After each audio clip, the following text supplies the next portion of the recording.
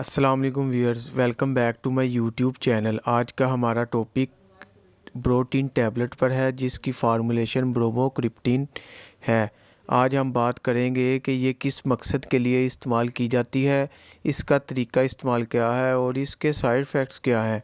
तो चलिए फ्रेंड्स, आज की वीडियो शुरू करते हैं। ब्रोटीन टैबलेट जिस्म में प्रोलैक्टिन के ज़रिए बनाए गए मखसूस हार्मोन्स की आला सतह के इलाज के लिए इस्तेमाल किया जाता है। प्रोलैक्टिन की आला सतह मसाइल का सबब बनती है, जैसे नापसंदीदा छाती का दूध, मिस्ट या स्टॉप ब्लीड, हामला होने में दुश्वारी, मनी की पैदावारी में कमी और जिनसी सलाहियत में कमी। ब्रोटीन टैबलेट एक किस्म से ट्यूमर के इलाज के लिए भी इस्तेमाल की जा सकती है, जिसकी वजह से आला सतह प्रोलैक्टिन होता है। यह ट्यूमर के साइज़ को कम करने में मदद कर सकता है। हमल इस्कात या इस्काते हमल के बाद मुमकिन संगीन ज़िमनी असरात जैसे कि ब्लड प्रेशर, दौरे, हार्ट अटैक, स्ट्रोक के बाद छाती का नापसंदीदा दूध रोकने के लिए ब्रोटीन की सिफारिश नहीं की जा सकती। ब्रोमोक्रिप्टिन एक एरीगेट दवा है जो दिमाग में किसी कुदरती मादे डोपामिन की तरह काम करती है। ये बाज़ हार्मोन्स हार्मोन्स प्रोलैक्टिन के अज्जा से भी रोकती है। ब्रोमोक्रिप्टिन इन हार्मोन्स की सतह को कम कर सकता है, लेकिन इसकी बढ़ती हुई सतह की वजूहात का इलाज नहीं होता।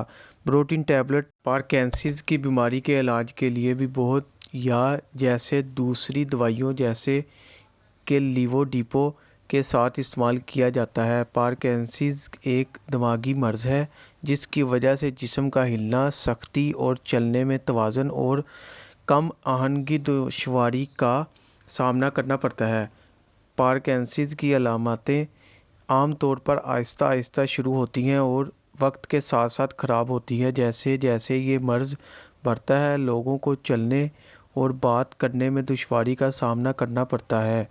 ब्रोटीन टैबलेट ये आपको हरकत, आपकी होने वाली सलाहियत में बेहतरी लाती है और हलचल, सख्ती, सतर्कत और कदम इस्तेकाम को कम किया जा सकता है।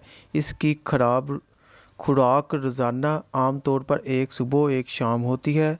खुराक आपकी भी हालत और इलाज पर मबनी है और अफजाइश हार्मोन्स की सतह पर मबनी है।